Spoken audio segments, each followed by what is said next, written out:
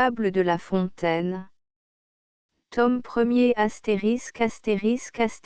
*** Jean de La Fontaine Fables, 1668 à 1694, livre Table des matières. Préface à Monseigneur le Dauphin. La cigale et la fourmi, le corbeau et le renard, la grenouille qui veut se faire aussi grosse que le bœuf, les deux mulets, le loup et le chien, la génisse, la chèvre et la brebis en société avec le lion, la besace, l'hirondelle et les petits oiseaux, le rat de ville et le rat des champs, le loup et l'agneau, l'homme et son image, le dragon à plusieurs têtes et le dragon à plusieurs queues.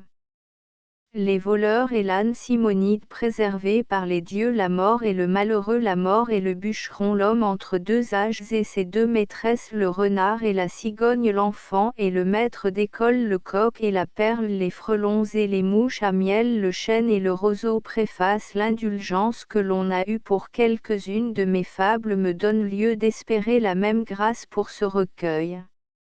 Ce n'est pas qu'un des maîtres de notre éloquence n'ait désapprouvé le dessein de les mettre en vers. Il a cru que leur principal ornement est de n'en avoir aucun, que d'ailleurs la contrainte de la poésie, jointe à la sévérité de notre langue, m'embarrasserait en beaucoup d'endroits, et bannirait de la plupart de ces récits la breveté, qu'on peut fort bien appeler l'âme du conte, puisque sans elle il faut nécessairement qu'il languisse. Cette opinion ne saurait partir que d'un homme d'excellent goût, je demanderais seulement qu'il en relâchât quelque peu, et qu'il crût que les grâces lacédémoniennes ne sont pas tellement ennemies des muses françaises que l'on ne puisse souvent les faire marcher de compagnie. Après tout, je n'ai entrepris la chose que sur l'exemple, je ne veux pas dire des anciens, qui ne tirent point à conséquence pour moi, mais sur celui des modernes. C'est de tout temps, et chez tous les peuples qui font profession de poésie, que le Parnasse a jugé ceci de son apanage. À peine les fables qu'on attribue à Ésope virent le jour, que Socrate trouva à propos de les habiller des livrées des muses. Ce que Platon en rapporte est si agréable, que je ne puis m'empêcher d'en faire un des ornements de cette préface. Il dit que, Socrate étant condamné au dernier supplice, l'on remit l'exécution de l'arrêt, à cause de certaines fêtes. Cébèle alla voir le jour de sa mort. Socrate lui dit que les dieux l'avaient averti plusieurs fois, pendant son sommeil, qu'il devait s'appliquer à la musique avant qu'il mourût. Il n'avait pas entendu d'abord ce que ce songe signifiait, car, comme la musique ne rend pas l'homme meilleur, à quoi bon s'y attacher? Il fallait qu'il y eût du mystère là-dessous, d'autant plus que les dieux ne se lassaient point de lui envoyer la même inspiration. Elle lui était encore venue une de ces fêtes. Si bien qu'en songeant aux choses que le ciel pouvait exiger de lui, il s'était avisé que la musique et la poésie ont tant de rapport, que possible était-ce de la dernière qu'il s'agissait. Il n'y a point de bonne poésie sans harmonie, mais il n'y en a point non plus sans fiction, et Socrate ne savait que dire la vérité. Enfin il avait trouvé un tempérament, c'était de choisir des fables qui continssent quelque chose de véritable, telles que sont celles d'Ésope. Il employa donc à les mettre en vers les derniers moments de sa vie. Socrate n'est pas le seul qui est considéré comme sur la poésie et nos fables. Phèdre a témoigné qu'il était de ce sentiment, et par l'excellence de son ouvrage nous pouvons juger de celui du prince des philosophes. Après Phèdre, Aviennu a traité le même sujet. Enfin les modernes les ont suivis, nous en avons des exemples non seulement chez les étrangers, mais chez nous. Il est vrai que lorsque nos gens y ont travaillé, la langue était si différente de ce qu'elle est qu'on ne les doit considérer que comme étrangers. Cela ne m'a point détourné de mon entreprise, au contraire, je me suis flatté de l'espérance que si je ne courais dans cette carrière avec succès, on me donnerait au moins la gloire de l'avoir ouverte. il arrivera possible que mon travail fera naître à d'autres personnes l'envie de porter la chose plus loin. Tant s'en faut que cette matière soit épuisée, qu'il reste encore plus de fables à mettre en vers que je n'en ai mis. J'ai choisi véritablement les meilleures, c'est-à-dire celles qui m'ont semblé telles, mais outre que je puis m'être trompé dans mon choix, il ne sera pas difficile de donner un autre tour à celle-là même que j'ai choisie, et si ce tour est moins long, il sera sans doute plus approuvé. Quoi qu'il en arrive, on m'aura toujours obligation, soit que ma témérité ait été heureuse et que je ne me sois point trop écarté du chemin qu'il fallait tenir, soit que j'aie seulement excité les autres à mieux faire.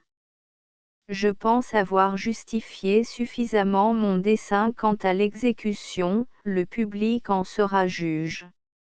On ne trouvera pas ici l'élégance ni l'extrême brièveté qui rendent Phèdre recommandable, ce sont qualités au-dessus de ma portée. Comme il m'était impossible de l'imiter en cela, j'ai cru qu'il fallait en récompense égayer l'ouvrage plus qu'il n'a fait. Non que je le blâme d'en être demeuré dans ces termes, la langue latine n'en demandait pas davantage, et si l'on y veut prendre garde, on reconnaîtra dans cet auteur le vrai caractère et le vrai génie de Terence. La simplicité est magnifique chez ces grands hommes, moi qui n'ai pas les perfections du langage comme ils les ont eues, je ne la puis élever à un si haut point. Il a donc fallu se récompenser d'ailleurs, c'est ce que j'ai fait avec d'autant plus de hardiesse que Quintilien dit qu'on ne saurait trop égayer les narrations. Il ne s'agit pas ici d'en apporter une raison, c'est assez que Quintilien l'ait dit. J'ai pourtant considéré que, ces fables étant sues de tout le monde, je ne ferais rien si je ne les rendais nouvelles par quelques traits qui en relevassent le goût. C'est ce qu'on demande aujourd'hui, on veut de la nouveauté et de la gaieté. Je n'appelle pas gaieté ce qui excite le rire, mais un certain charme, un air agréable, qu'on peut donner à toutes sortes de sujets, même les plus sérieux. Mais ce n'est pas tant par la forme que j'ai donnée à cet ouvrage qu'on en doit mesurer le prix, que par son utilité et par sa matière. Car qu'y a-t-il de recommandable dans les productions de l'esprit, qui ne se rencontre dans l'apologue? C'est quelque chose de si divin, que plusieurs personnages de l'Antiquité ont attribué la plus grande partie de ces fables à Socrate, choisissant pour leur servir de père celui des mortels qui avait le plus de communication avec les dieux. Je ne sais comme ils n'ont point fait descendre du ciel ces mêmes fables, et comme ils ne leur ont point assigné un Dieu qui en eût la direction, ainsi qu'à la poésie et à l'éloquence. Ce que je dis n'est pas tout à fait sans fondement, puisque, s'il m'est permis de mêler ce que nous avons de plus sacré parmi les erreurs du paganisme, nous voyons que la vérité a parlé aux hommes par parabole, et la parabole est-elle autre chose que l'apologue, c'est-à-dire un exemple fabuleux, et qui s'insinue avec d'autant plus de facilité et d'effet qu'il est plus commun et plus familier. Qui ne nous proposerait à imiter que les maîtres de la sagesse nous fourniraient un sujet d'excuse, il n'y en a point quand des abeilles et des fourmis sont capables de cela même qu'on nous demande. C'est pour ces raisons que Platon, ayant banni Homère de sa République, y a donné à Ésope une place très honorable. Il souhaite que les enfants sucent ces fables avec le lait, il recommande aux nourrices de les leur apprendre, car on ne saurait s'accoutumer de trop bonne heure à la sagesse et à la vertu. Plutôt que d'être réduit à corriger nos habitudes, il faut travailler à les rendre bonnes pendant qu'elles sont encore indifférentes au bien ou au mal. Or quelle méthode y peut contribuer plus utilement que ces fables? Dit à un enfant que Crassus, allant contre les Parses, s'engagea dans leur pays sans considérer comment il en sortirait, que cela le fit périr, lui et son armée, quelque effort qu'il fit pour se retirer. dit au même enfant que le renard et le bouc descendirent au fond d'un puits pour y éteindre leur soif, que le renard en sortit s'étant servi des épaules et des cornes de son camarade comme d'une échelle. Au contraire, le bouc y demeura pour n'avoir pas eu tant de prévoyance, et par conséquent il faut considérer en toute chose la fin. Je demande lequel de ces deux exemples fera le plus d'impression sur cet enfant, ne s'arrêtera-t-il pas au dernier, comme plus conforme et moins disproportionné que l'autre à la petitesse de son esprit. Il ne faut pas m'alléguer que les pensées de l'enfance sont d'elles-mêmes assez enfantines, sans y joindre encore de nouvelles badineries. Ces badineries ne sont-elles qu'en apparence, car dans le fond elles portent un sens très solide. Et comme, par la définition du point, de la ligne, de la surface, et par d'autres principes très familiers, nous parvenons à des connaissances qui mesurent enfin le ciel et la terre, de même aussi, par les raisonnements et conséquences que l'on peut tirer de ces fables, on se forme le jugement et les muresses, on se rend capable des grandes choses. Elles ne sont pas seulement morales, elles donnent encore d'autres connaissances. Les propriétés des animaux et leurs divers caractères y sont exprimés, par conséquent les nôtres aussi, puisque nous sommes l'abrégé de ce qu'il y a de bon et de mauvais dans les créatures irraisonnables. Quand Prométhée voulut former l'homme, il prit la qualité dominante de chaque bête, de ces pièces si différentes il composa notre espèce, il fit cet ouvrage qu'on appelle le petit monde. Ainsi ces fables sont un tableau où chacun de nous se trouve dépeint. Ce qu'elles nous représentent confirme les personnes d'âge avancé dans les connaissances que l'usage leur a données, et apprend aux enfants ce qu'il faut qu'ils sachent. Comme ces derniers sont nouveaux venus dans le monde, ils n'en connaissent pas encore les habitants, ils ne se connaissent pas eux-mêmes. On ne les doit laisser dans cette ignorance que le moins qu'on peut, il leur faut apprendre ce que c'est qu'un lion, un renard, ainsi du reste, et pourquoi l'on compare quelquefois un homme à ce renard ou à ce lion. C'est à quoi les fables travaillent, les premières notions de ces choses proviennent d'elles. J'ai déjà passé la longueur ordinaire des préfaces, cependant je n'ai pas encore rendu raison de la conduite de mon ouvrage. L'apologue est composé de deux parties, dont on peut appeler l'une le corps, l'autre l'âme. Le corps est la fable, l'âme, la moralité. Aristote n'admet dans la fable que les animaux, il en exclut les hommes et les plantes. Cette règle est moins de nécessité que de bienséance, puisque ni Ésope, ni Phèdre, ni aucun des fabulistes ne l'a gardée, tout au contraire de la moralité, dont aucun ne se dispense. Que s'il m'est arrivé de le faire, ce n'a été que dans les endroits où elle n'a pu entrer avec grâce, et où il est aisé au lecteur de la suppléer. On ne considère en France que ce qui plaît, c'est la grande règle, et pour ainsi dire la seule. Je n'ai donc pas cru que ce fût un crime de passer par-dessus les anciennes coutumes lorsque je ne pouvais les mettre en usage sans leur faire tort. Du temps d'Ésope, la fable était contée simplement, la moralité séparée, et toujours ensuite. Phèdre est venu, qui ne s'est pas assujetti à cet ordre, il embellit la narration, et transporte quelquefois la moralité de la fin au commencement. Quand il serait nécessaire de lui trouver place, je ne manque à ce précepte que pour en observer un qui n'est pas moins important. C'est Horace qui nous le donne. Cet auteur ne veut pas qu'un écrivain s'opiniâtre contre l'incapacité de son esprit, ni contre celle de sa matière.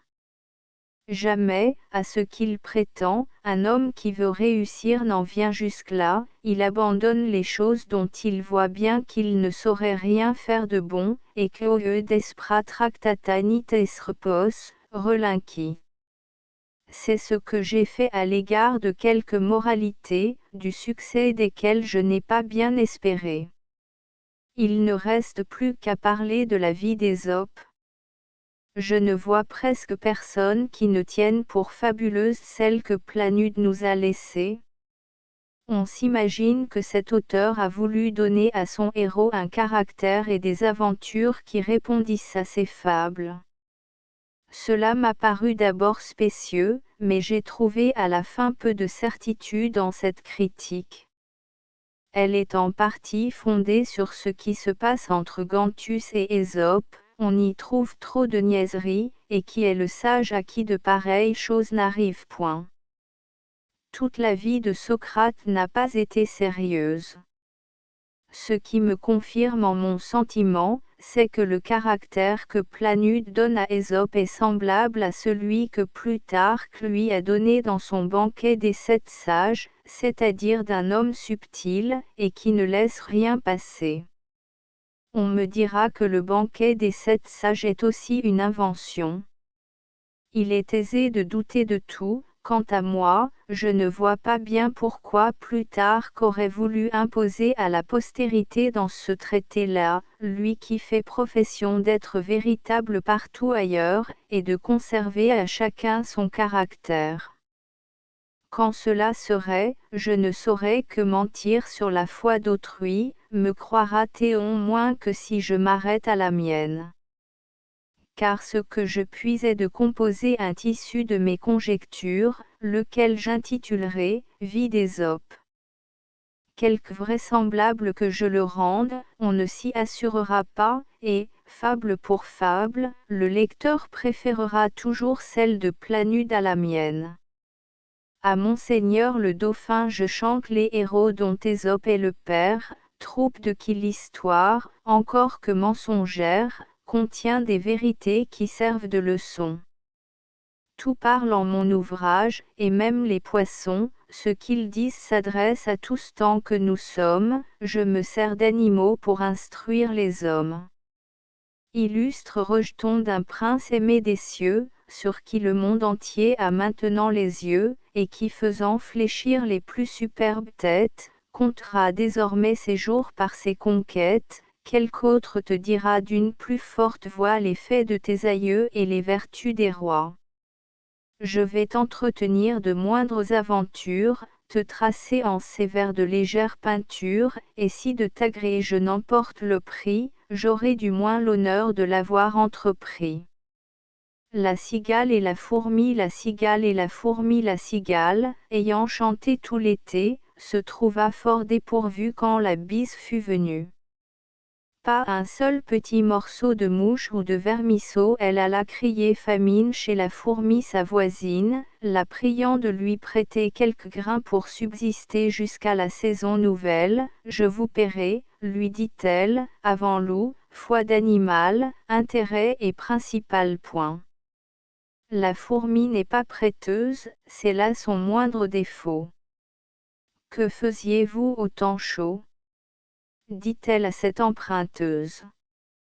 Nuit et jour à tout venant je chantais, ne vous déplaise. Vous chantiez ? J'en suis fort aise. Eh bien, dansez maintenant point. Le corbeau et le renard maître corbeau, sur un arbre perché tenaient en son bec un fromage. Maître renard par l'odeur alléchée lui tint à peu près ce langage, et bonjour monsieur du corbeau, que vous êtes joli. Que vous me semblez beau. Sans mentir, si votre ramage se rapporte à votre plumage, vous êtes le phénix des hôtes de ces bois. À ces mots le corbeau ne se sent pas de joie, et pour montrer sa belle voix il ouvre un large bec, laisse tomber sa proie. Le renard s'en saisit et dit, mon bon monsieur, apprenez que tout flatteur vit aux dépens de celui qui l'écoute, cette leçon vaut bien un fromage sans doute point. Le corbeau honteux et confus jura, mais un peu tard, qu'on ne l'y prendrait plus. La grenouille qui veut se faire aussi grosse que le bœuf, une grenouille vit un bœuf qui lui sembla de belle taille. Elle, qui n'était pas grosse en tout comme un œuf, envieuse, s'étend, et s'enfle et se travaille, pour égaler l'animal en grosseur, disant, regardez bien, m'assure, est-ce assez? Dites-moi, n'y suis-je point encore? Nenni point m'y voici donc, point du tout point m'y voilà. Vous n'en approchez point point. La chétive pécore s'enfla si bien qu'elle creva. Le monde est plein de gens qui ne sont pas plus sages. Tout bourgeois veut bâtir comme les grands seigneurs, tout prince a des ambassadeurs, tout marquis veut avoir des pages. Les deux mulets cheminaient, l'un d'avoine chargé, l'autre portant l'argent de la gabelle. Celui-ci, glorieux d'une charge si belle, n'eût voulu pour beaucoup en être soulagé. Il marchait d'un pas relevé, et faisait sonner sa sonnette, quand, l'ennemi se présentant, comme il en voulait à l'argent, sur le mulet du fisc une troupe se jette, le saisit au frein et l'arrête. Le mulet, en se défendant, se sent percer de coups, il gémit, il soupire. Est-ce donc là, dit-il, ce qu'on m'avait promis? Ce mulet qui me suit du danger se retire, et moi j'y tombe et je péris. Ami, lui dit son camarade, il n'est pas toujours bon d'avoir un haut emploi, si tu n'avais servi qu'un meunier, comme moi, tu ne serais pas si malade point. Le loup et le chien, un loup n'avait que les os et la peau, tant les chiens faisaient bonne garde. Ce loup rencontre un dogue aussi puissant que beau, gras, poli, qui s'était fourvoyé par mégarde. L'attaquer, le mettre en quartier, sire loup l'eût fait volontiers, mais il fallait livrer bataille, et le matin était de taille à se défendre hardiment. Le loup donc, l'aborde humblement, entre en propos, et lui fait compliment sur son embonpoint, qu'il admire. Il ne tiendra qu'à vous, beau sire, d'être aussi gras que moi, lui répartit le chien. Quittez les bois, vous ferez bien, vos pareils y sont misérables, cancres, airs, et pauvres diables, dont la condition est de mourir de faim. Car quoi? Rien d'assuré, point de franche lippée, tout à la pointe de l'épée. Suivez-moi, vous aurez un bien meilleur destin. Point. Le loup reprit, que me faudra-t-il faire? Presque rien, dit le chien, donner la chasse aux gens portant bâtons et mendiants, flatter ceux du logis, à son maître complaire, moyennant quoi votre salaire sera force relief de toutes les façons, os de poulet, os de pigeon, sans parler de maintes caresses. Point. Le loup déjà se forge une félicité qui le fait pleurer de tendresse chemin faisant, il vit le coup du chien pelé. Qu'est-ce là? Lui dit-il. Point rien. Point quoi? Rien, peu de choses. Mais encore, le collier dont je suis attaché de ce que vous voyez est peut-être la cause. Attaché, dit le loup, vous ne courez donc pas où vous voulez, pas toujours, mais qu'importe. Il importe si bien, que de tous vos repas je ne veux en aucune sorte, et ne voudrais pas même à ce prix un trésor. Point. Cela dit, maître loup s'enfuit, et court encore. La génisse, la chèvre et la brebis en société avec le lion. La génisse, la chèvre et leur sur la brebis, avec un fier lion, seigneur du voisinage, firent société, dit-on, au temps jadis, et mirent en commun le gain et le dommage. Dans les lacs de la chèvre un cerf se trouva pris. Vers ses associés aussitôt elle envoie. Eux venus, le lion par ses ongles compta, et dit, nous sommes 4 à partager la proie. Puis, en autant de parts le cerf il dépeça, prit pour lui la première en qualité de sire, elle doit être à moi, dit-il, et la raison, c'est que je m'appelle lion, à cela l'on n'a rien à dire. La seconde, par droit, me doit échoir encore, ce droit, vous le savez, c'est le droit du plus fort. Comme le plus vaillant, je prétends la troisième. Si quelqu'une de vous touche à la quatrième, je l'étranglerai tout d'abord. Point.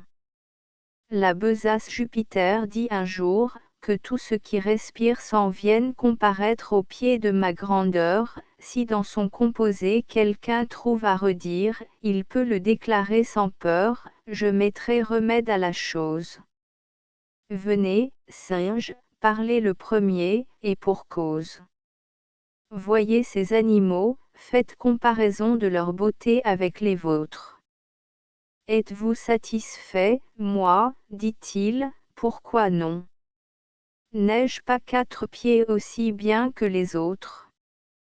Mon portrait jusqu'ici ne m'a rien reproché, mais pour mon frère l'ours, on ne l'a qu'à ébaucher, jamais, s'il me veut croire, il ne se fera peindre point. L'ours venant là-dessus, on crut qu'il s'allait plaindre. Tant s'en faut, de sa forme il se loua très fort, glosa sur l'éléphant, dit qu'on pourrait encore ajouter à sa queue, ôter à ses oreilles, que c'était une masse informe et sans beauté. L'éléphant étant écouté, tout sage qu'il était, dit des choses pareilles, il jugea qu'à son appétit Dame Baleine était trop grosse. Dame Fourmi trouva le ciron trop petit, se croyant, pour elle, un colosse. Jupin les renvoya s'étant censuré tout, du reste content d'eux. Mais parmi les plus fous notre espèce excelle, car tout ce que nous sommes, lynx envers nos pareils, et taupe envers nous, nous nous pardonnons tout, et rien aux autres hommes, on se voit d'un autre œil qu'on ne voit son prochain. Le fabricateur souverain nous créa besaciers tout de même manière, tant ceux du temps passé que du temps d'aujourd'hui, il fit pour nos défauts la poche de derrière, et celle de devant pour les défauts d'autrui. L'hirondelle et les petits oiseaux. Une hirondelle en ses voyages avait beaucoup appris. Quiconque a beaucoup vu peut avoir beaucoup retenu. Celle-ci prévoyait jusqu'aux moindres orages, et devant qu'ils ne fussent éclos, les annonçait aux matelots. Il arriva qu'autant que le chanvre se sème, elle vit un manant en couvrir maint sillon. Ceci ne me plaît pas, dit-elle aux oisillons, je vous plains, car pour moi, dans ce péril extrême, je saurais m'éloigner, ou vivre en quelque coin. Voyez-vous cette main qui, par les airs chemine. Un jour viendra, qui n'est pas loin, que ce qu'elle répand sera votre ruine.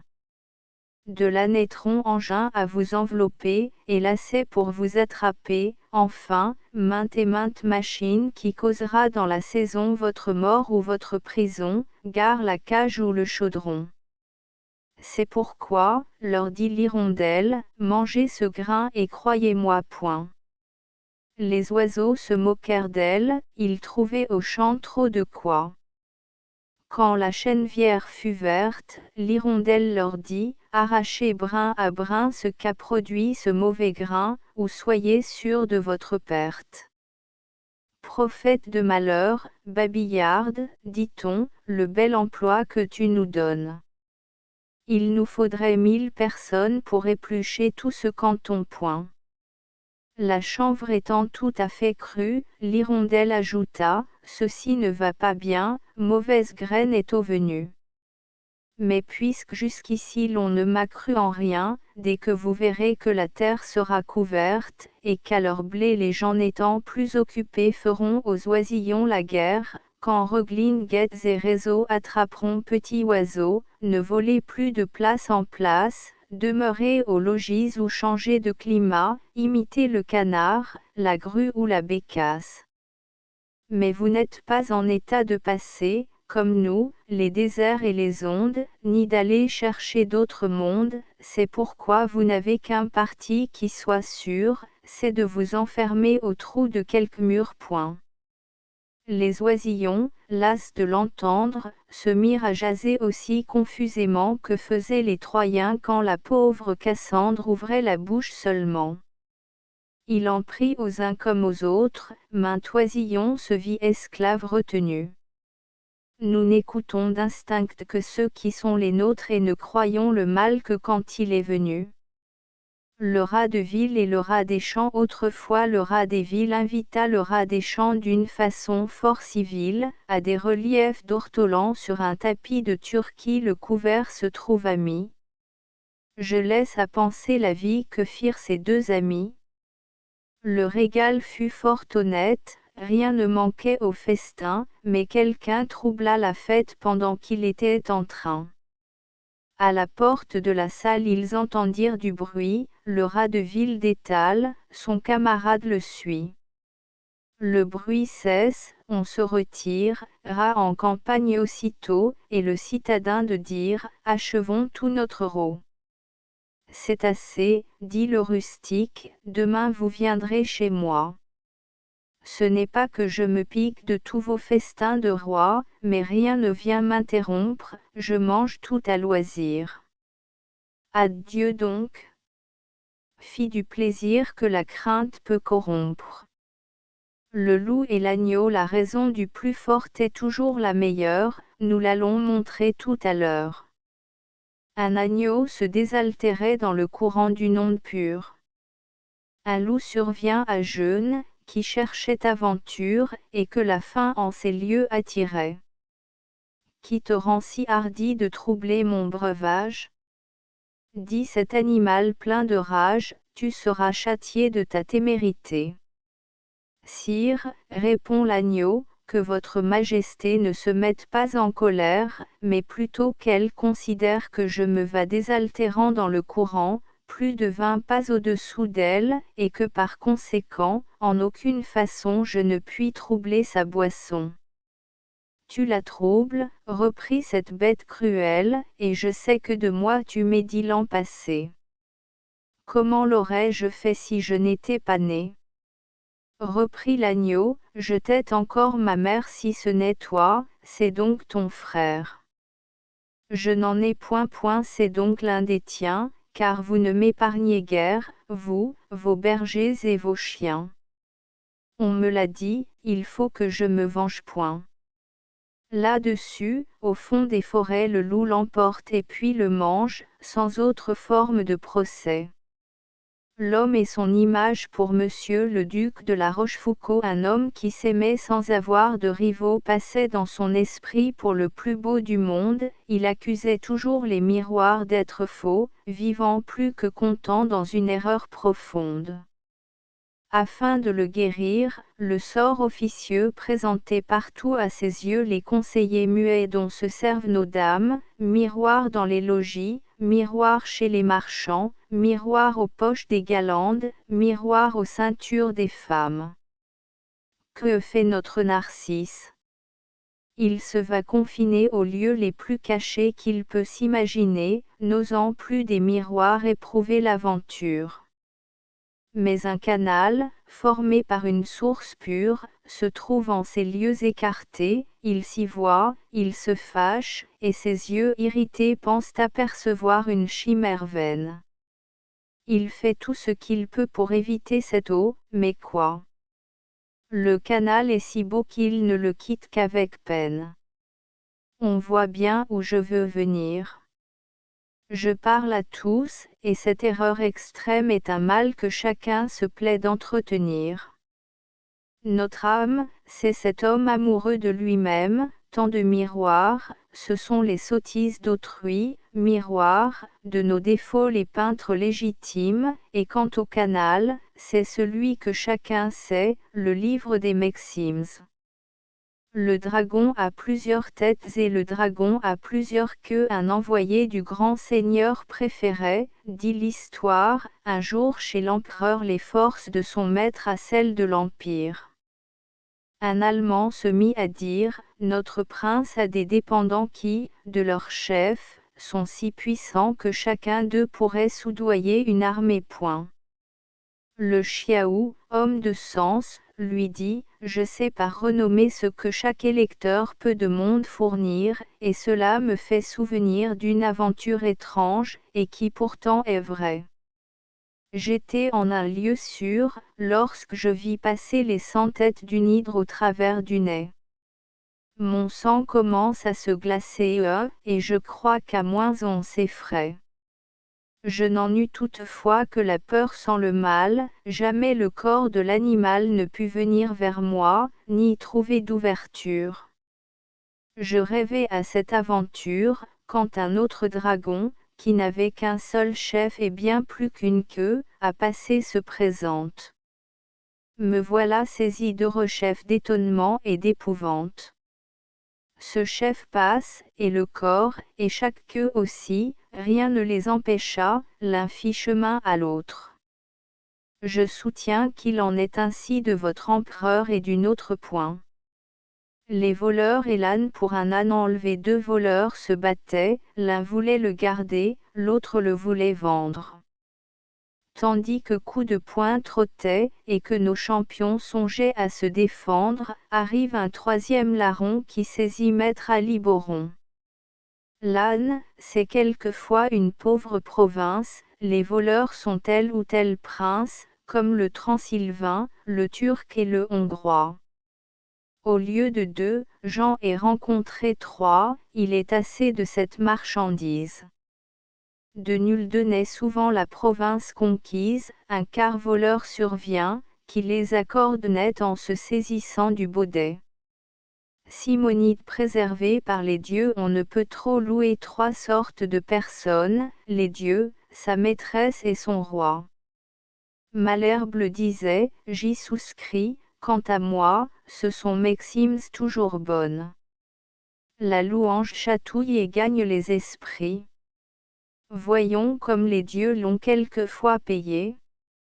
Simonide avait entrepris l'éloge d'un athlète, et la chose essayée, il trouva son sujet plein de récits tout nus. Les parents de l'athlète étaient gens inconnus, son père, un bon bourgeois, lui, sans autre mérite, matière infertile et petite. Le poète d'abord, parla de son héros. Après en avoir dit ce qu'il en pouvait dire, il se jette à côté, se met sur le propos de Castor et Pollux, ne manque pas d'écrire que leur exemple était aux lutteurs glorieux, élève leur combat, spécifiant les lieux où ses frères s'étaient signalés davantage, enfin l'éloge de ces dieux faisait les 2/3 de l'ouvrage. L'athlète avait promis d'en payer un talent, mais quand il le vit, le galant n'en donna que le tiers, et dit fort franchement que Castor et Pollux acquittassent le reste. Faites-vous contenter par ce couple céleste. Je veux vous traiter cependant, venez souper chez moi, nous ferons bonne vie, les conviés sont gens choisis, mes parents, mes meilleurs amis, soyez donc de la compagnie. Point. Simonide promit. Peut-être qu'il eut peur de perdre, outre son dû, le gré de sa louange. Il vient, l'on festine, l'on mange. Chacun étant en belle humeur, un domestique accourt, l'avertit qu'à la porte 2 hommes demandaient à le voir promptement. Il sort de table, et la cohorte n'en perd pas un seul coup de dent. Ces 2 hommes étaient les Gémeaux de l'éloge. Tous 2 lui rendent grâce, et, pour prix de sévère, ils l'avertissent qu'il déloge, et que cette maison va tomber à l'envers. La prédiction en fut vraie. Un pilier manque, et le plafond ne trouvant plus rien qu'il était, tombe sur le festin, brise plats et flacons, n'en fait pas moins aux échansons. Ce ne fut pas le pis, car pour rendre complète la vengeance due au poète, une poutre cassa les jambes à l'athlète, et renvoya les convives pour la plupart estropiés. La renommée eut soin de publier l'affaire, chacun cria miracle. On doubla le salaire que méritaient les vers d'un homme aimé des dieux. Il n'était fils de bonne mère qui, les payant à qui mieux, pour ses ancêtres n'en fit faire. Je reviens à mon texte, et dis premièrement qu'on ne saurait manquer de louer largement les dieux et leurs pareils, de plus que Melpomène souvent, sans déroger, trafic de sa peine, enfin, qu'on doit tenir notre art en quelque prix. Les grands se font honneur dès lors qu'ils nous font grâce, jadis l'Olympe et le Parnasse étaient frères et bons amis. La mort et le malheureux. Un malheureux appelait tous les jours la mort à son secours. « Ô mort, lui disait-il, que tu me sembles belle. Viens vite, viens finir ma fortune cruelle. » La mort crut, en venant, l'obliger en effet. Elle frappe à sa porte, elle entre, elle se montre. « Que vois-je » cria-t-il, « ôtez-moi cet objet, qu'il est hideux. Que sa rencontre me cause d'horreur et d'effroi, n'approche pas, ô mort. Ô mort, retire-toi. » Mécénas fut un galant homme, il a dit quelque part, qu'on me rend impotent. Cul de jatte, goutteux, manchot, pourvu qu'en somme je vive, c'est assez, je suis plus que content point. Ne viens jamais, ô mort, on t'en dit tout autant. La mort et le bûcheron, un pauvre bûcheron, tout couvert de ramée, sous le fait du fagot aussi bien que des ans gémissants et courbés, marchait à pas pesants, et tâchait de gagner sa chaumine enfumée. Enfin, n'en pouvant plus d'effort et de douleur, il met bas son fagot, il songe à son malheur. Quel plaisir a-t-il eu depuis qu'il est au monde? En est-il un plus pauvre en la machine ronde? Point de pain quelquefois et jamais de repos. Sa femme, ses enfants, les soldats, les impôts, le créancier et la corvée lui font d'un malheureux la peinture achevée. Il appelle la mort. Elle vient sans tarder, lui demande ce qu'il faut faire. C'est, dit-il, afin de m'aider à recharger ce bois, tu ne tarderas guère point. Le trépas vient tout guérir, mais ne bougeons d'où nous sommes, plutôt souffrir que mourir, c'est la devise des hommes. L'homme entre deux âges et ses deux maîtresses, un homme de moyen âge, et tirant sur le grison, jugea qu'il était saison de songer au mariage. Il avait du content, et partant de quoi choisir, toutes voulaient lui plaire, en quoi notre amoureux ne se pressait pas tant, bien adressé n'est pas petite affaire. Deux veuves sur son cœur hurlent plus de part, l'une encore verte, et l'autre un peu bien mûre, mais qui réparait par son art ce qu'avait détruit la nature. Ces deux veuves, en badinant, en riant, en lui faisant fête, l'allaient quelquefois testonnant, c'est-à-dire ajustant sa tête. La vieille, à tous moments, de sa part emportait un peu du poil noir qui restait afin que son amant en fût plus à sa guise. La jeune saccageait les poils blancs à son tour. Toutes deux firent tant, que notre tête grise demeura sans cheveux, et se douta du tour. Je vous rends, leur dit-il, mille grâces, les belles, qui m'avez si bien tondu, j'ai plus gagné que perdu, car d'y mène point de nouvelles. Celle que je prendrais voudrait qu'à sa façon je vécusse, et non à la mienne. Il n'est tête chauve qui tienne. Je vous suis obligé, belle, de la leçon point. Le renard et la cigogne compère. Le renard se mit un jour en frais, et retint à dîner commère la cigogne. Le régal fut petit et sans beaucoup d'apprêt, le galant, pour toute besogne, avait un brouet clair, il vivait chichement. Ce brouet fut par lui servi sur une assiette, la cigogne au long bec n'en put attraper miette, et le drôle eut lapé le tout en un moment. Pour se venger de cette tromperie, à quelque temps de là, la cigogne le prit. Volontiers, lui dit-il, car avec mes amis, je ne fais point cérémonie point. À l'heure dite, il courut au logis de la cigogne son hôtesse, loua très fort sa politesse, trouva le dîner cuit à point, bon appétit surtout, renard n'en manque point.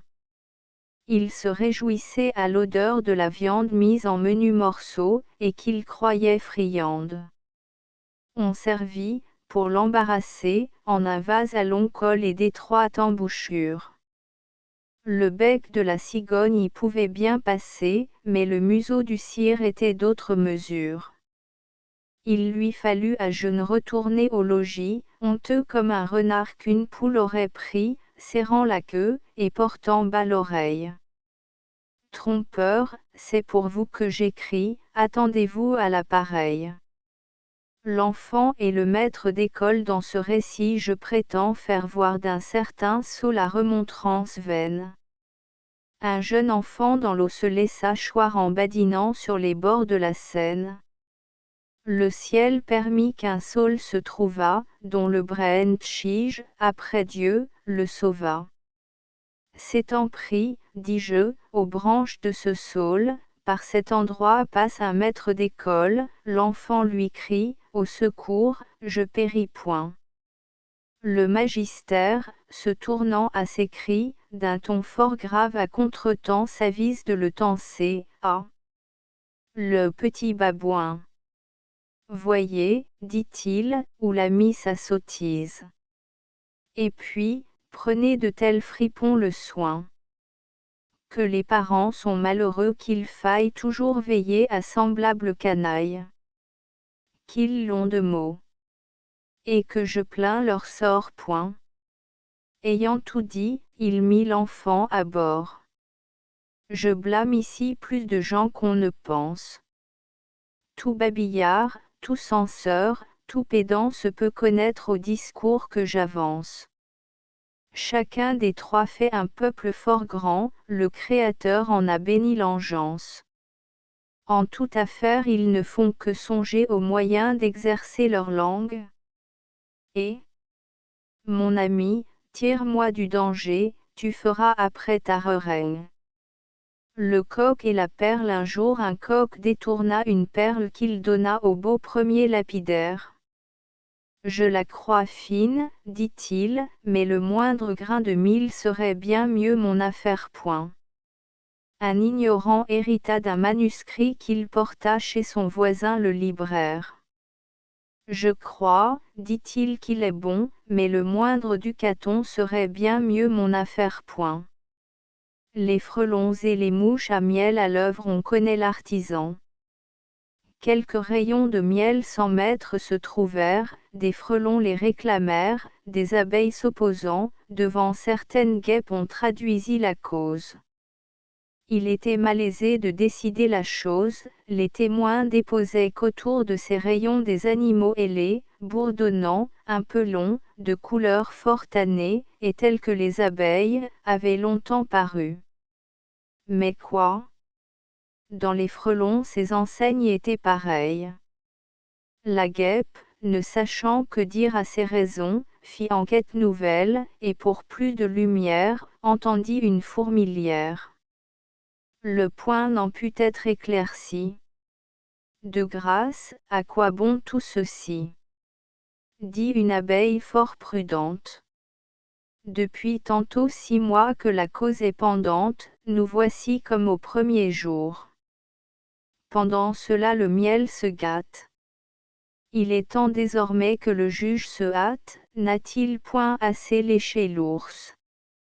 Cent ans de contredits, et d'interlocutoires, et de fatras et de grimoires, travaillons, les frelons et nous, on verra qui sait faire, avec un suc si doux, des cellules si bien bâties. Le refus des frelons fit voir que cet art passait leur savoir, et la guêpe adjugea le miel à leur parti. Plus à Dieu qu'on régla ainsi tous les procès, que des Turcs en cela l'ont suivi la méthode. Le simple sens commun nous tiendrait lieu de code, il ne faudrait point tant de frais, au lieu qu'on nous mange, on nous gruge, on nous mine par des longueurs, on fait tant, à la fin, que l'huître est pour le juge, les écailles pour les plaideurs. Le chêne et le roseau. Le chêne un jour dit au roseau, vous avez bien sujet d'accuser la nature, un roitelet pour vous est un pesant fardeau, le moindre vent qui d'aventure fait rider la face de l'eau, vous oblige à baisser la tête. Cependant que mon front, au Caucase pareil, non content d'arrêter les rayons du soleil, brave l'effort de la tempête. Tout vous est Aquilon, tout me semble Zéphyr. Encore si vous naissiez à l'abri du feuillage dont je couvre le voisinage, vous n'auriez pas tant à souffrir, je vous défendrai de l'orage, mais vous naissez le plus souvent sur les humides bords des royaumes du vent. La nature envers vous me semble bien injuste. Votre compassion, lui répondit l'arbuste, part d'un bon naturel, mais quittez ce souci, les vents me sont moins qu'à vous redoutables, je plie, et ne romps pas. Vous avez jusqu'ici contre leurs coups épouvantables résisté sans courber le dos, mais attendons la fin. Point. Comme il disait ces mots, du bout de l'horizon accourt avec furie le plus terrible des enfants que le nord eût porté jusque-là dans ses flancs. L'arbre tient bon, le roseau plie. Le vent redouble ses efforts, et fait si bien qu'il déracine celui de qui la tête au ciel était voisine, et dont les pieds touchaient à l'empire des morts. Astérisque astérisque astérisque End of the Project Gutenberg e-book Fable de La Fontaine. Tome 1er astérisque astérisque astérisque Updated editions will replace the previous one. The all editions will be renamed. Creating the works from print editions not protected by US copyright law means that no one owns a United States copyright in these works, so the Foundation, and you, can copy and distribute it in the United States without permission and without paying copyright royalty. Special rule, set forth in the general terms of use part of this license, apply to copying and distributing Project Gutenberg symbol marque commercial electronic works to protect the Project Gutenberg symbol marque commercial concept and trademark. Project Gutenberg is a registered trademark, and may not be used if you charge for an e-book, except by following the terms of the trademark license, including paying royalty for use of the Project Gutenberg trademark. If you do not charge anything for copy of this e-book, complying with the trademark license is very easy. You may use this ebook for nearly any purpose such as creation of derivative works, report, performance and research. Project Gutenberg ebooks may be modified and printed and given away. You may do practically anything in the United States with ebooks not protected by US copyright law. Redistribution is subject to the trademark license, especially commercial redistribution. Start, full license. The full Project Gutenberg license. Please read this before you distribute or use this work to protect the Project Gutenberg symbol marque commercial. Mission of promoting the free distribution of electronic works, by using or distributing this work, or any other work associated in any way with the phrase Project Gutenberg, you agree to comply with all the terms of the full Project Gutenberg symbol marque commercial license available with this file or online at www.gutenberg.org/licence. Section 1.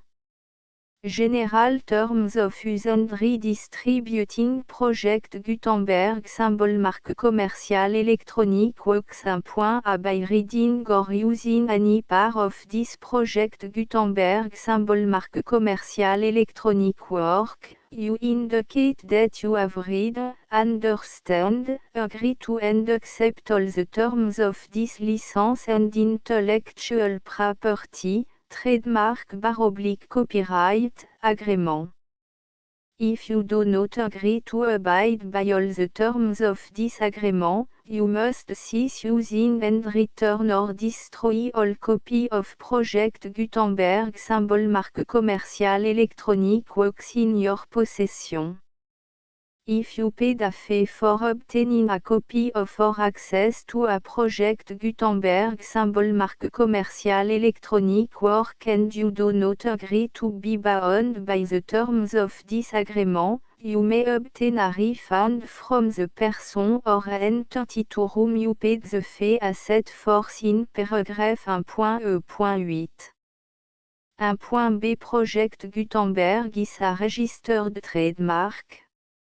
It may only be used on or associated in any way with an electronic work by people who agree to be bound by the terms of this agreement. There are a few things that you can do with most Project Gutenberg symbol marque commerciale électronique works even without complying with the full terms of this agreement. See paragraph 1.c below. There are a lot of things you can do with Project Gutenberg symbol marque commerciale électronique works if you follow the terms of this agreement and help preserve free future access to Project Gutenberg symbol marque commerciale électronique works. See paragraph 1.e below. 1.c The Project Gutenberg Literary Archive Foundation, the Foundation or PGLAF, owns a compilation copyright in the collection of Project Gutenberg symbol marque commerciale électronique works. Nearly all the individual works in the collection are in the public domain in the United States. If an individual work is unprotected by copyright law in the United States and you are located in the United States, we do not claim a right to prevent you from copying, distributing, performing, displaying or creating derivative works based on the work alone as all references to Project Gutenberg are removed. Of course, we hope that you will support the Project Gutenberg symbol marque commerciale mission of promoting free access to electronic works by freely sharing Project Gutenberg symbol marque commerciale works in compliance with the terms of this agreement for keeping the Project Gutenberg symbol marque commerciale name associated with the work. You can easily comply with the terms of this agreement by keeping this work in the same format with its attached full Project Gutenberg symbol marque commerciale license when you share it without charge with others. 1.d The copyright laws of the place where you are located also govern what you can do with this work. Copyright laws in most countries are in a constant state of change. If you are outside the United States, check the laws of your country in addition to the terms of this agreement before downloading, copying, displaying, performing, distributing or creating derivative works based on this work or any other Project Gutenberg symbol marque commercial work. The Foundation makes no representations concerning the copyright status of any work in any country other than the United States. 1.e Unless you have removed all references to Project Gutenberg, 1.e.1. The following sentence, with active links to, or other immediate access to, the full Project Gutenberg symbol marque commerciale license must appear prominently whenever any copy of a Project Gutenberg symbol marque commerciale work, any work on which the phrase Project Gutenberg appears, or with which the phrase Project Gutenberg is associated, is accessed, displayed, performed, viewed, copied or distributed. This ebook is for the use of anyone anywhere in the United States and most other parts of the world at no cost and with almost no restriction whatsoever. You may copy it, give it away or reuse it under the terms of the Project Gutenberg license included with this ebook or online at www.gutenberg.org. If you are not located in the United States, you will have to check the laws of the country where you are located before using this ebook. 1.E.2 If an individual project Gutenberg symbol marque commercial electronic work is derived from texts not protected by US copyright law, does not contain a notice indicating that it is posted with permission of the copyright holder, the work can be copied and distributed to anyone in the United States without paying any fees or charge. If you are redistributing or providing access to a work with the phrase Project Gutenberg associated with or appearing on the work, you must comply either with the requirements of paragraphs 1.E.1 through 1.E.7 or obtain permission for the use of the work and the Project Gutenberg symbol marque commercial trademark asset force in paragraphs 1.E.8 or 1.E.9. 1.E.3 If an individual project Gutenberg symbol marque commercial electronic work is posted with the permission of the copyright holder, your use and distribution must comply with both paragraphs 1.E.1 through 1.E.7 and any additional terms imposed by the copyright holder. Additional terms will be linked to the Project Gutenberg symbol marque commercial license for all works posted with the permission of the copyright holder found at the beginning of this work.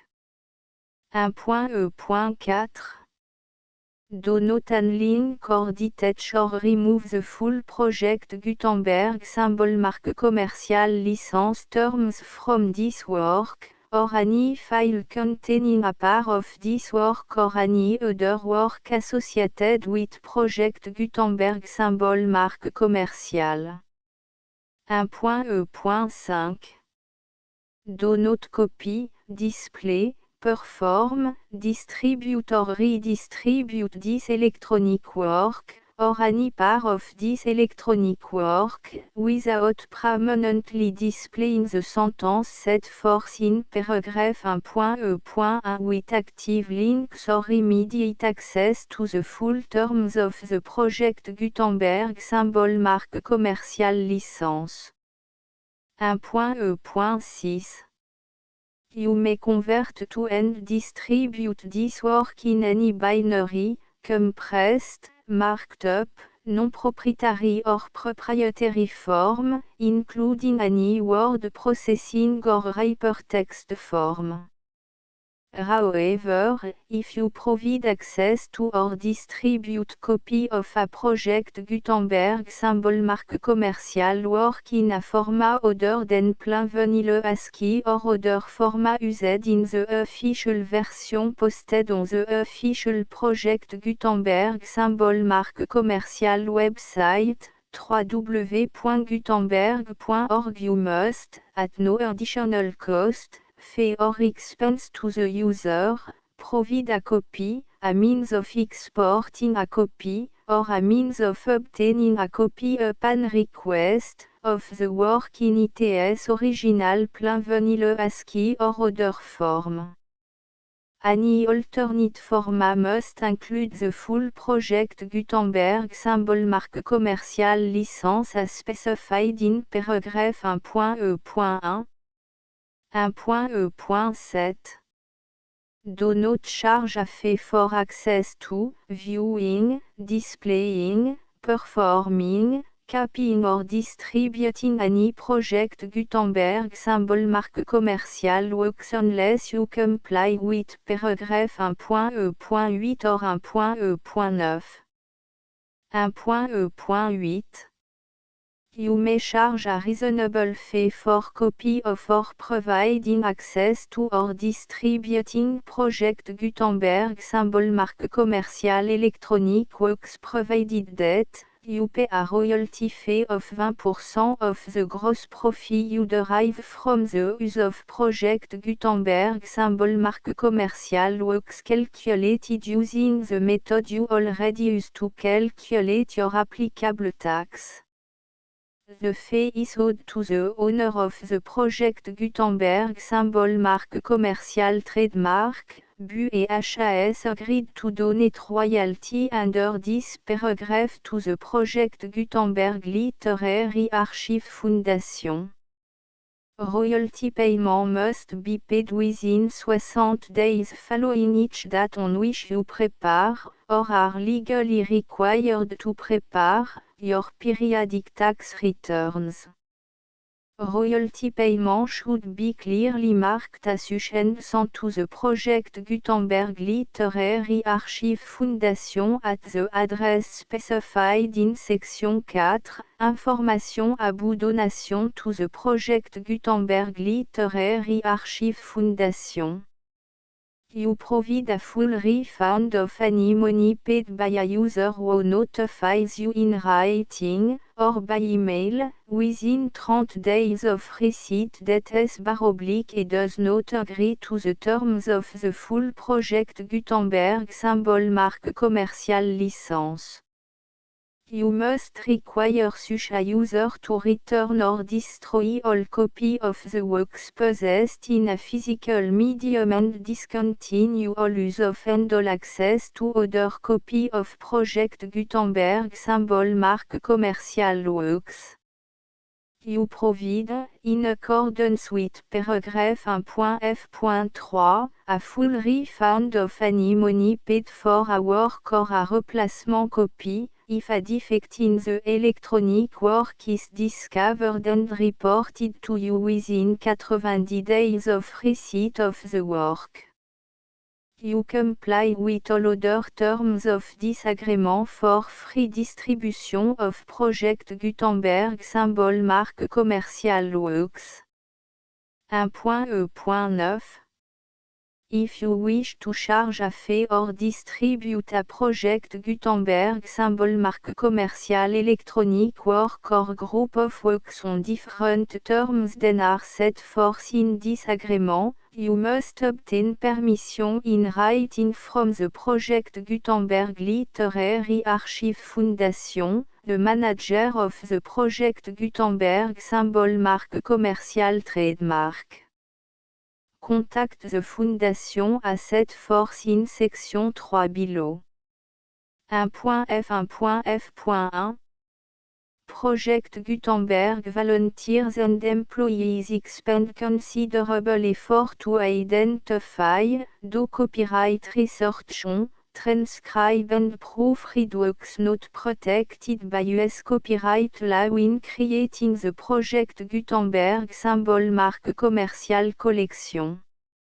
Despite these efforts, Project Gutenberg symbol marque commerciale electronic works, and the medium on which they may be stored, may contain defects such as, but not limited to, incomplete, inaccurate or corrupt data, transcription errors, a copyright or other intellectual property infringement, a defective or damaged disk or other medium, a computer virus, or computer code that damage or cannot be read by your equipment. 1.f.2 Limited warranty, disclaimer of damage, except for the right of replacement or refund described in paragraph 1.f.3, The Project Gutenberg Literary Archive Foundation, the owner of the Project Gutenberg symbol mark commercial trademark, and any other party distributing a Project Gutenberg symbol mark commercial electronic work under this agreement, disclaim all liability to you for damages, costs and expenses, including legal fees. You agree that you have no remedy for negligence, strict liability, breach of warranty or breach of contract except those provided in paragraph 1.f.3. You agree that the Foundation, the trademark owner, and any distributor under this agreement will not be liable to you for actual, direct, indirect, consequential, punitive or incidental damages even if you give notice of the possibility of such damage. 1.f.3 Limited right of replacement or refund, if you discover a defect in this electronic work within 90 days of receiving it, you can receive a refund of the money, if any, you paid for it by sending a written explanation to the person you received the work from. If you received the work on a physical medium, you must return the medium with your written explanation. The person or entity that provided you with the defective work may elect to provide a replacement copy in lieu of a refund. If you received the work electronically, the person or entity providing it to you may choose to give you a second opportunity to receive the work electronically in lieu of a refund. If the second copy is also defective, you may demand a refund in writing without further opportunities to fix the problem. 1.f.4 Except for the limited right of replacement or refund set forth in paragraph 1.f.3, this work is provided to you as, with no other warranties of any kind, express or implied, including but not limited to warranties of merchantability or fitness for any purpose. 1.f.5 Some states do not allow disclaimers of certain implied warranties or the exclusion or limitation of certain type of damages. If any disclaimer or limitation set forth in this agreement violates the law of the state applicable to this agreement, the agreement shall be interpreted to make the maximum disclaimer or limitation permitted by the applicable state law.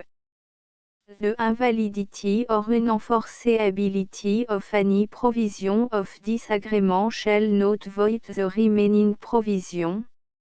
1.f.6 Indemnity, you agree to indemnify and hold the Foundation, the trademark owner, any agent or employee of the Foundation, anyone providing copy of Project Gutenberg symbol mark commercial electronic works in accordance with this agreement, and any volunteers associated with the production, promotion and distribution of Project Gutenberg symbol mark commercial electronic works, harmless from all liability, costs and expenses, including legal fees, that arise directly or indirectly from any of the following which you do or cause to occur.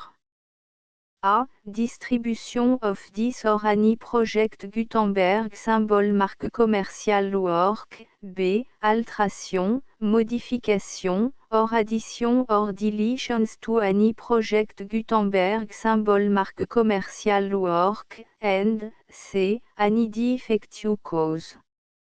Section 2. Information about the mission of Project Gutenberg symbol marque commerciale Project Gutenberg symbol marque commerciale is synonymous with the free distribution of electronic works in format readable by the widest variety of computer including obsolete, old, middle-aged and new computer. It exists because of the effort of hundreds of volunteers and donations from people in all walks of life. Volunteers and financial support to provide volunteers with the assistance they need are critical to reaching Project Gutenberg symbol marque commerciales goals and ensuring that the Project Gutenberg symbol marque commercial collection will remain freely available for generations to come. In 2001, the Project Gutenberg Literary Archive Foundation was created to provide a secure and permanent future for Project Gutenberg symbol marque commercial and future generations. To learn more about the Project Gutenberg Literary Archive Foundation and how your efforts and donations can help, see section 3 and 4 and the Foundation information page at www.gutenberg.org. Section 3.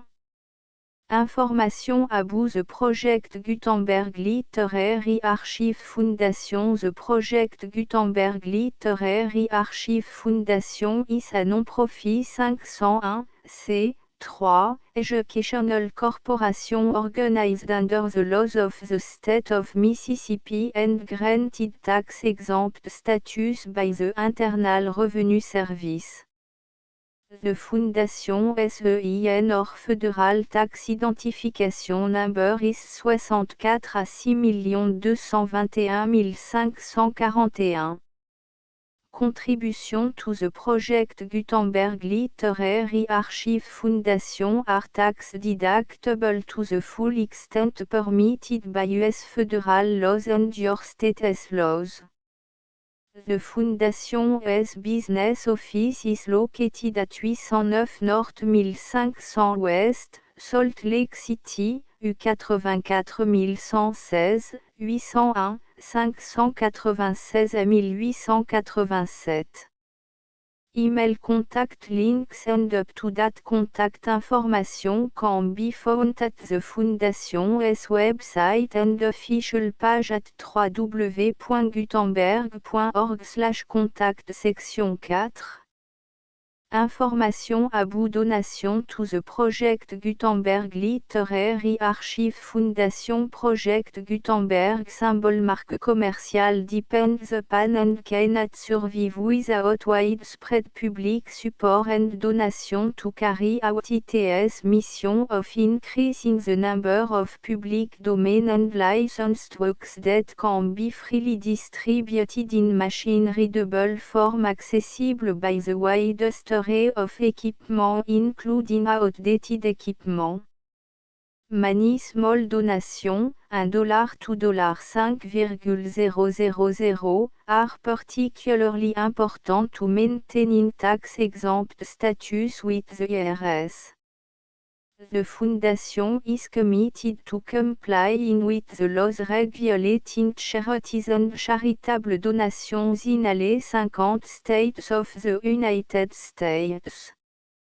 Compliance requirements are not uniform and it takes a considerable effort, much paperwork and money fees to meet and keep up with these requirements. We do not solicit donations in locations where we have not received written confirmation of compliance.